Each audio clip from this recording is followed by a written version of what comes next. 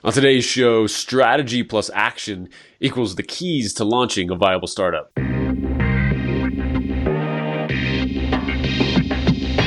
It's time to think bigger and make bold moves to create the life and business you were meant for. We're here to give you the latest in marketing strategies and the confidence to put them into action. We bring you hardworking entrepreneurs starting from scratch and visionary leaders of cutting-edge companies looking to scale. You have a front row seat as we guide these business owners to a path of massive growth through customized marketing approaches and creative sales initiatives. Welcome to Strategy and Action. Here are your hosts, Jason Croft and Jonathan King. How's it going, everybody? Welcome to episode 2 of Strategy and Action with your hosts, Jason Croft and Jonathan King. What's going on? Hello. Oh man, this is fun. This is another solo episode that I did for the interview. Good friend of mine, John Selzer. But I know you've had a chance to listen to it as well. And you know, John is he just does an amazing job getting in there with startups of all kinds. And he's run the gamut, right, of corporate life, startup life of his own, and helping so many others. And like you and I operate, he does all of this with this, how can I help, attitude. Exactly. I've personally watched him, probably hundreds of times now in Tuesday morning meetings that we would always have, do this with other startups. And I'm curious to kind of get your feedback a little bit on what he's put together, just his approach to helping startups. Well, yeah, one of the biggest things that just stands out is if you can take, almost turn his background or his resume into a film, you'll see how diverse it is and how many different things he's done, from Nestle to Alcon.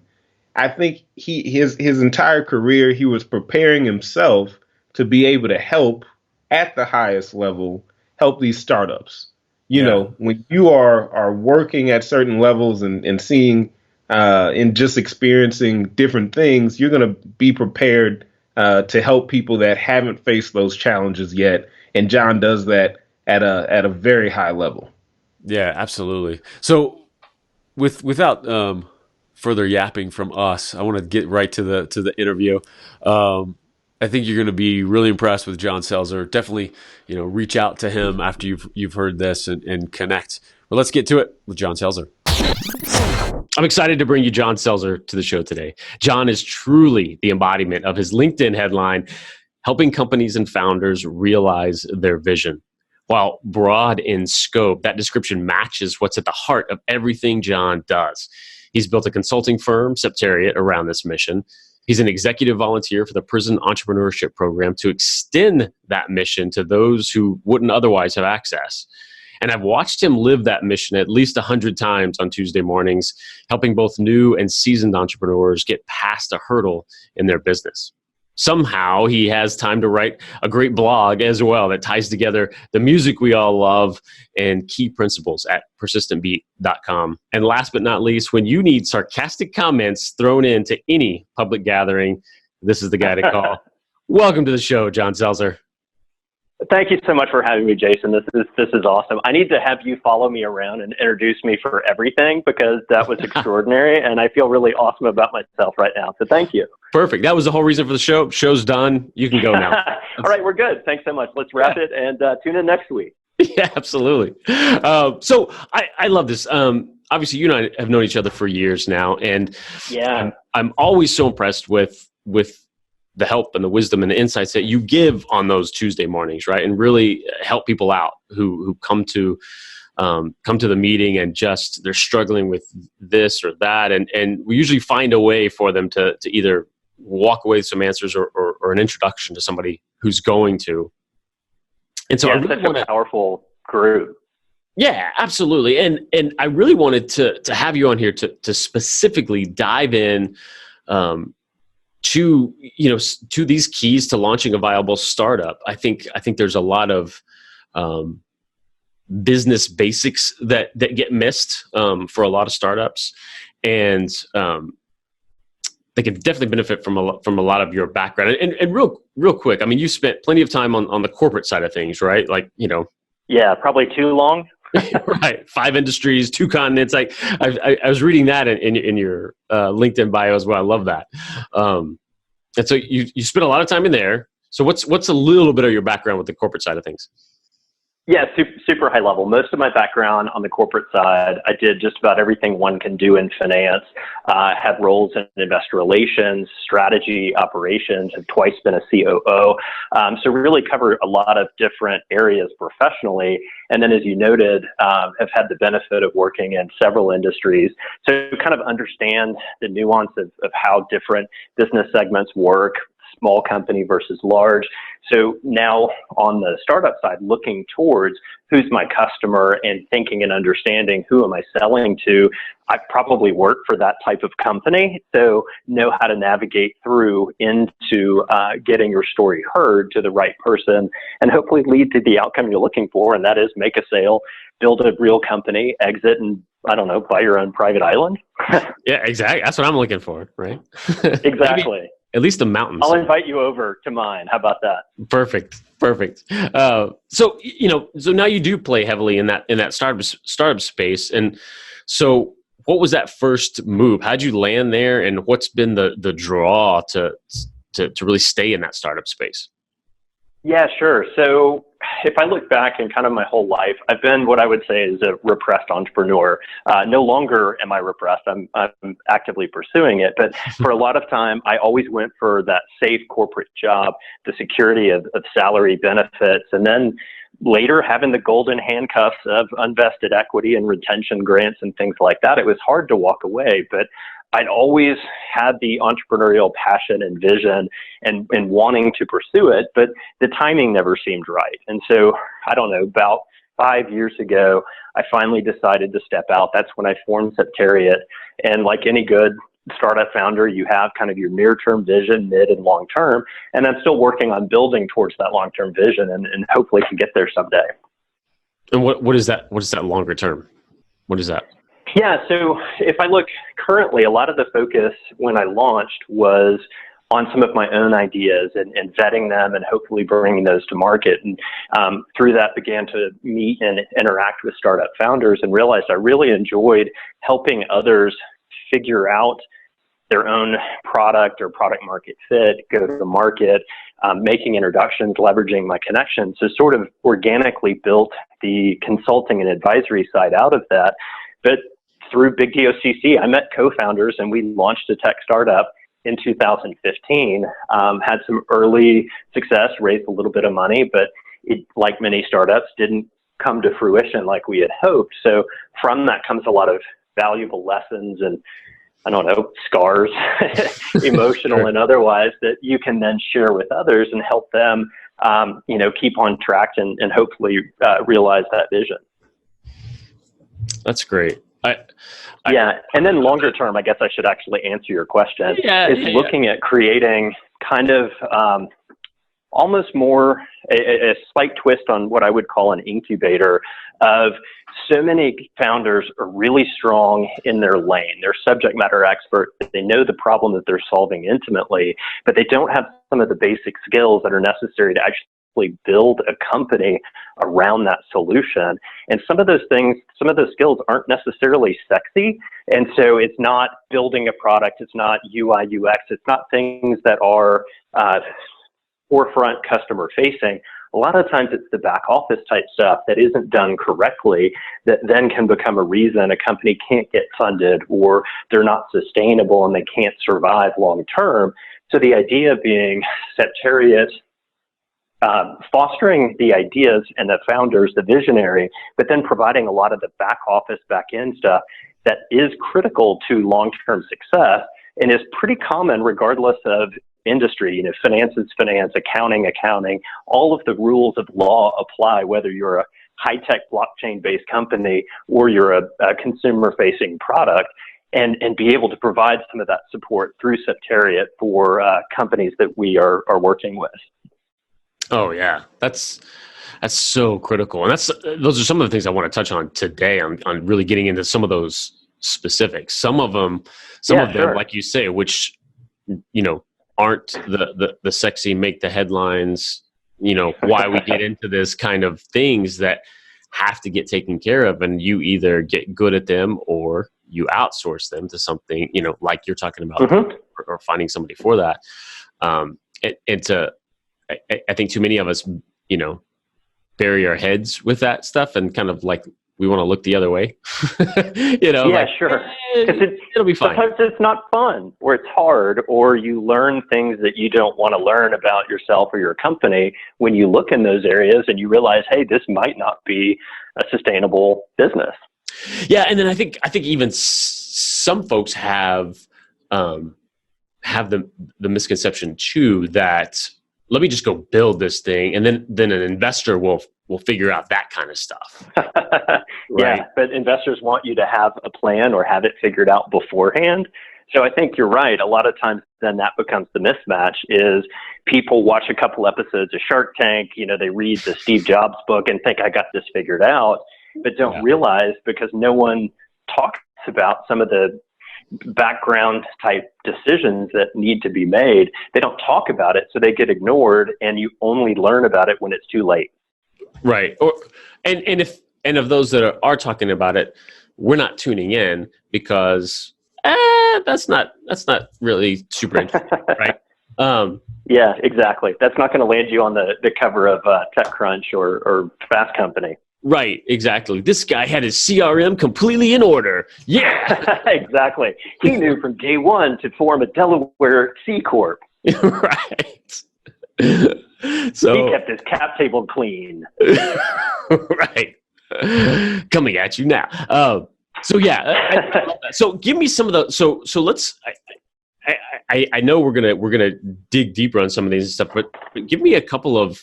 So what are these keys? Like someone does have. Let's assume that the idea is wonderful, and yeah, we all know that that's a given. Like there's got to be something there. And too many people stop there. Like, hey, I've got amazing ideas. Awesome. What are you gonna do with them, right?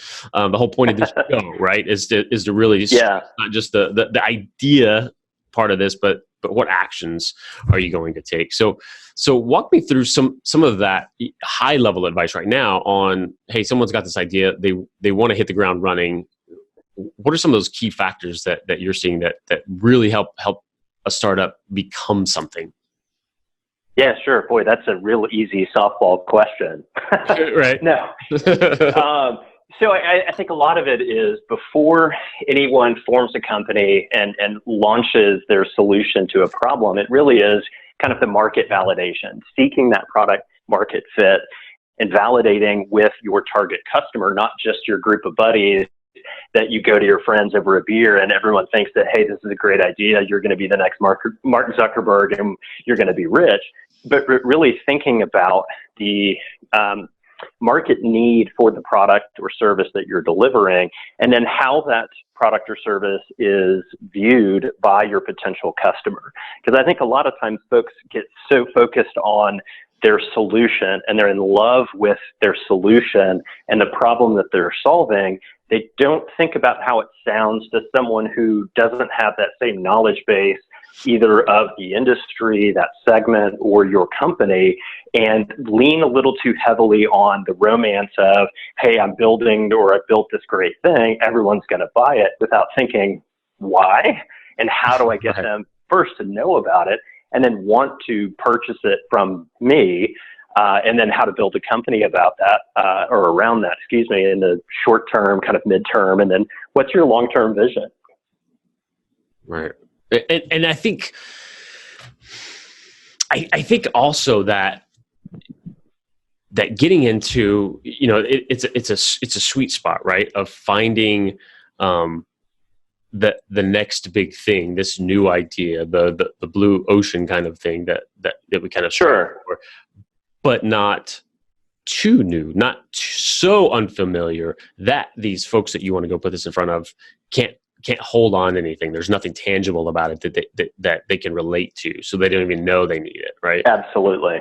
Yeah. Well, and it doesn't always have to be the big blue ocean visionary, hey, I'm going to change the world.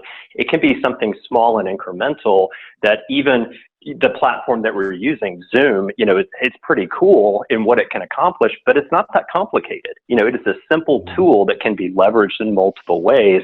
I doubt that they sat out on day one thinking that this is something that will revolutionize and change the world. No, it's a conferencing tool that's used by multiple audiences. Hey, that's a pretty good product market fit. Right. And then, yeah. So how can I find, what's that piece that's missing in Zoom that veterinarians need, right? Like Sure. Yeah. build something, around there. I think that's a great point. And so with that, market validation as being that kind of first step, which I know we talk about so many times with folks, is like, have you tested this thing? Does anybody really want this? What's someone other than your best friend or your spouse right. think that you're the one to do this, or this is a great idea? Yeah, which is also another fantastic distinction of, is the idea great? Yes. The clients want it? Yes. Do they want it from you? Well, maybe. So that's another one. Who knows? But what's the best way to go about that market validation? Sort of the simplest, easiest, day one sort of steps. Yeah, so it's kind of that lean methodology approach, is build the smallest version of your product or service that you can as inexpensively as possible, even if what you've done is thrown together a couple screens in a whiteboarding or simulation tool, to where if it does this, what does that do for you? And put it in front of your customers and start talking to them and get feedback. And don't just ask questions that are yes or no. You want feedback, because a lot of times what you think your customer may want or need, or what they'll use and how they'll use it, can be wildly different than your assumptions. And it's a lot easier, more effective, and you'll save a ton of money rather than building a solution based on a hypothesis.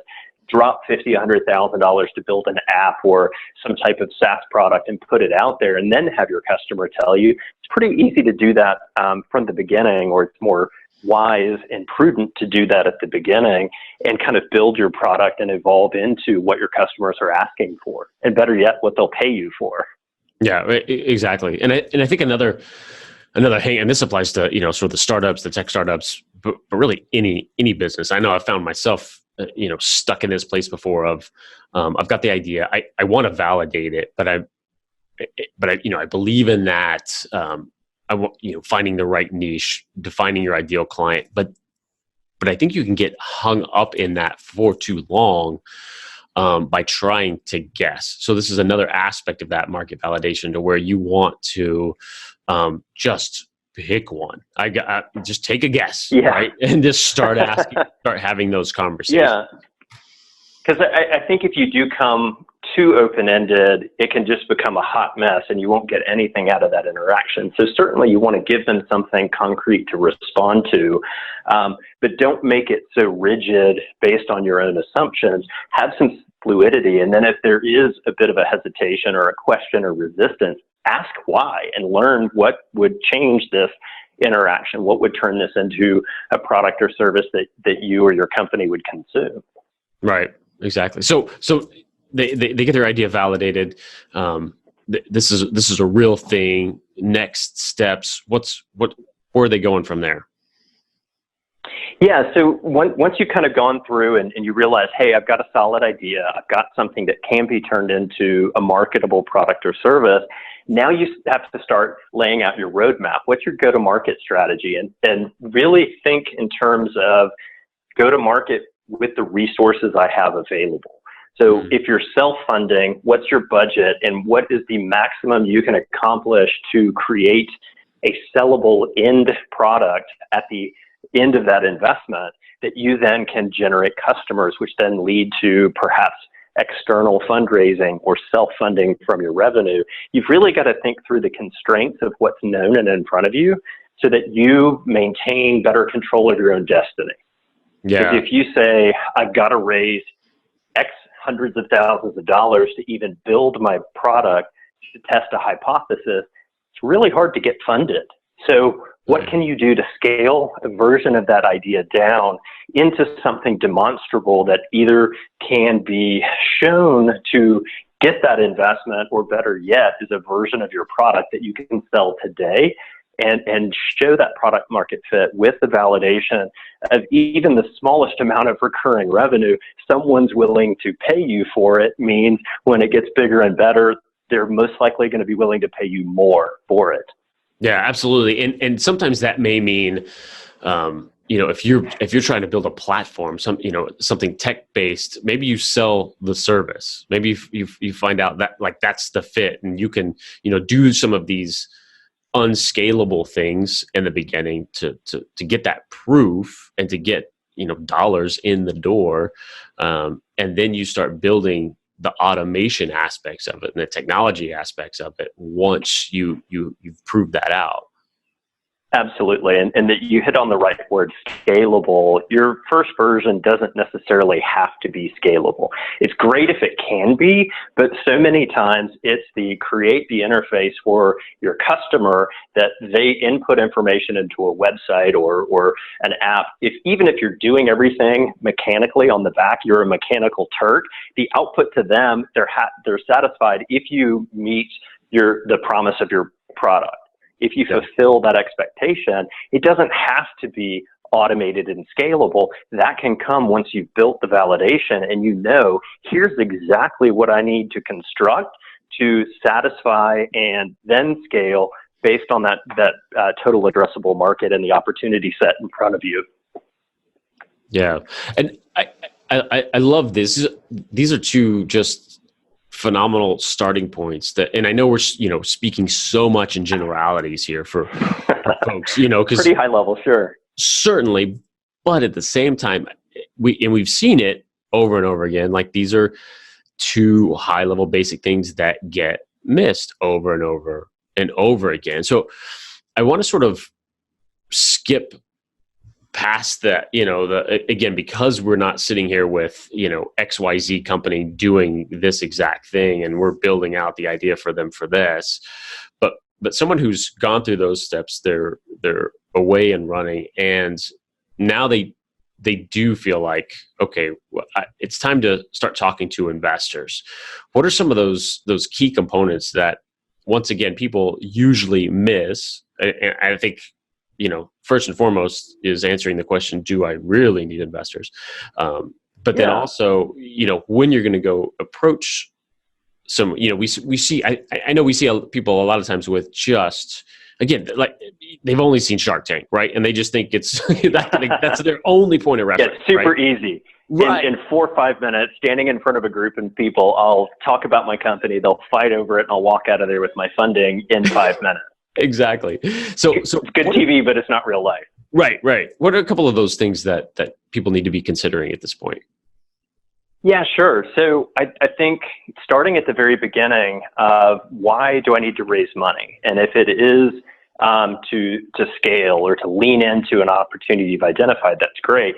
Think of how much money you would need to accomplish milestones and be specific in outcome of what someone will get or how that money will turn into something tangible, not necessarily let me give you an accounting reconciliation of how it's going to be spent, $100,000 on hiring more engineers and this and that. That's the how you do it. The why is really what the investor is most interested in. So thinking about how you construct that story when you're asking for money, because, and this may sound a little pessimistic, but investors say no more often than they say yes.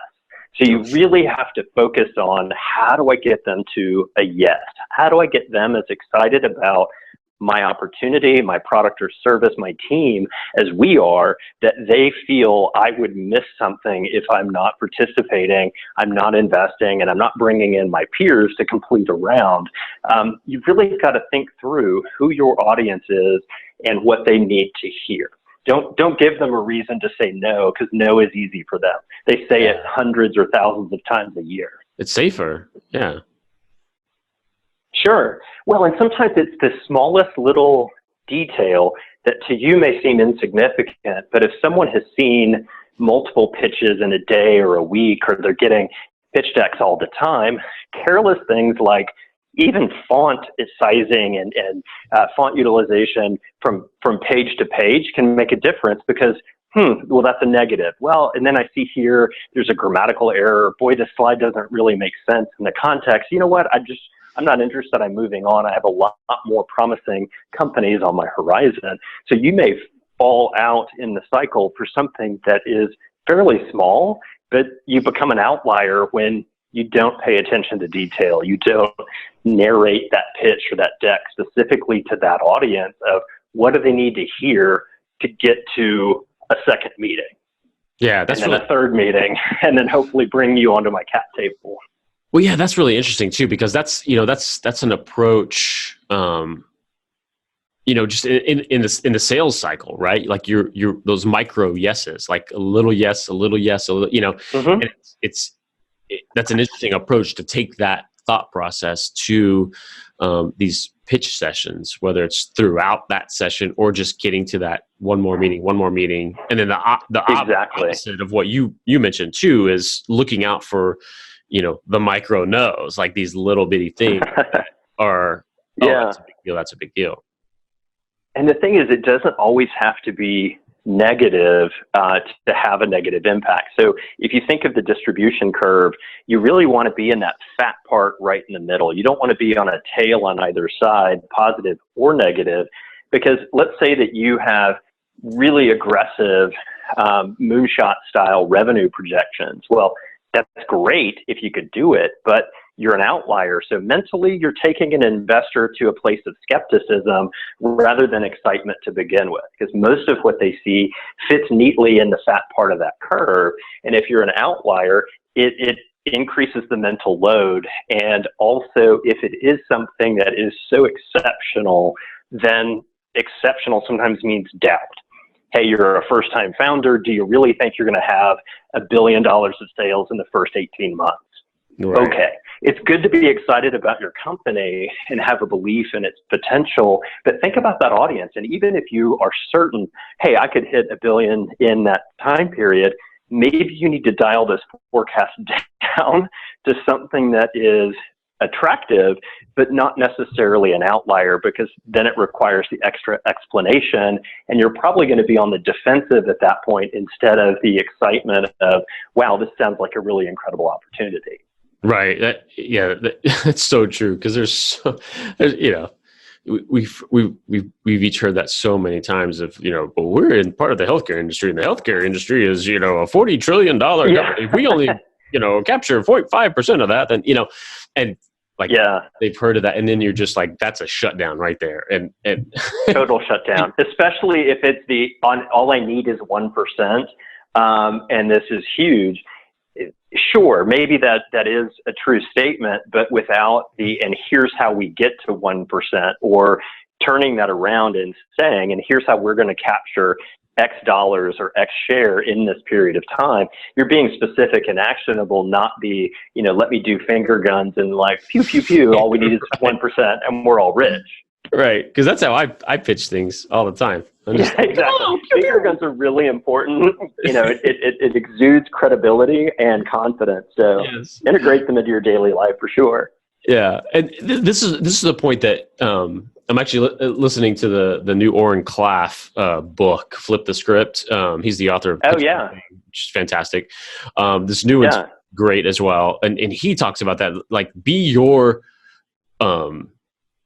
like, do their due diligence for them. Like, go in and kind of with the data and bash your own numbers in front of them in your pitch. Like, this is what we're projecting, but the likelihood of it, but pitching that in a way that now they're looking like, oh, he's done, the analysts in the room are going, oh, he's done our work for us. Okay, let's take a listen. In a way of, it's not just, hyperbole, but in a way that's your numbers, right? Absolutely. And, one of my earlier posts on Persistent Beat was called Blacking Out the Friction. And it was about that very thing of, look, certain points where you're going to get resistance, or that someone may be skeptical, get in front of it and get in front of it early, especially in a pitch to an investor. Because like at the very beginning, if you don't sell the problem, and the problem is not personal, even if they know nothing about your space or your solution, they need to feel it and be interested in the solution. Otherwise, they may just be sitting there waiting to tell you why you're wrong, why they think you have a terrible product or service, they don't like your team, something. It's because of that approach to, they get pitched all the time. So they've heard everything before. You know, this is a brand new category. I only need 1%, whatever. They've heard it before. So you've got to really take into consideration that audience and how those messages are received. And you do that, like you said, by doing some due diligence. What have they invested in before? How does my product or service as an investment in their fund help the other companies they've invested in sell more, scale faster, something? You come in with a little bit of self-awareness, but also the value that you can bring beyond just, you give me money, I give you a 10x return in 3 to 5 years. Yeah, that's fantastic. I love it. So many great points there. I know you and I can talk through this all day long, and I encourage people, though, you know, really be a heck of a podcast, wouldn't it? Right, exactly. 40-hour podcast. Yes, that's right. Everybody, buckle up, make a sandwich, and right. Put on your PJs, get comfortable, because here we go. Because we like our voices. But really, I think what I wanted to certainly demonstrate here was both.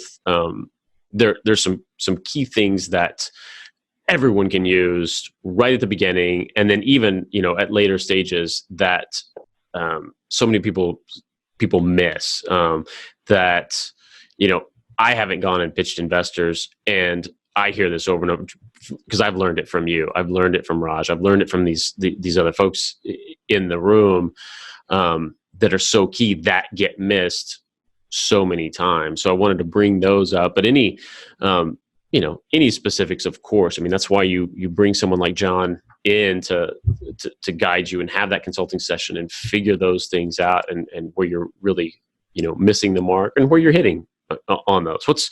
And along those lines, what's the best way for people to reach out to you and find you out there? That's fantastic. So either through my website at septariat.com, that's SEPTARIATE.com, or send me an email at john@septariat.com. Perfect. And you're around some of the socials, the LinkedIn's, the that kind of stuff. Yeah. So at Johnny Kirsch is my Twitter handle, and that's an outlet for both startup things and just sarcasm in general. And I'm on LinkedIn, John H. Selzer. Fantastic. All right, we got a couple of rapid fire questions here for you. Latest book that really stood out for you?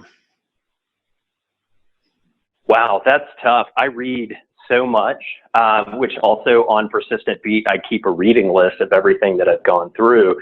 So my bookshelf is just bursting into seams. That's a really hard question to answer. But, you know, I think one that kind of stuck with me, and one I knew I need to work on a little bit more, is Radical Candor by Kim Scott. So the focus on being direct and supportive, not direct and negative, or defaulting to always being nice. And I don't want to hurt someone's feelings, but, you know, tactically addressing things in a way helps people grow. So it can be used in personal interactions, relationships, companies. With startups, I've adopted some of the techniques there on how to deliver some of the tougher messages early and identify some of the struggles in a positive and constructive way. Oh, I love that, because that's a tough point for a lot of people. Like I'm somebody who's really comfortable with the tough conversation. I don't mind the confrontation, right? Because it's an efficiency thing. Like let's just talk. Sure. Let's have this. That's way easier to me than worrying about and thinking about this for the next 6 months and stuff. Let's have this conversation now and go through it. And plus, you know, people just trust you more on the other end when they know, even if they don't like it, they're getting real feelings. But I think that, like the book that you're talking about too, goes into not just like, oh, you should do that, but here's the best way to do it. Cause I'm sure I could learn better ways to do it. Yeah, to stop being such a jerk. Because, Jason, we've all wanted to talk to you about that. Exactly. This is the intervention, actually. Yeah. All right. One more here. Hustle and grind or go with the flow?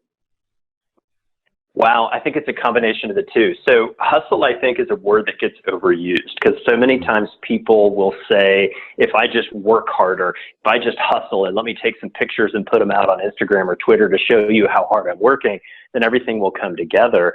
I think if you are hustling and grinding intelligently and know when it's time to take a step back and either change tactic, go with the flow for a little bit, see where the tide takes you, then come back in with that knowledge and refined hustle and grind, then I think you're better.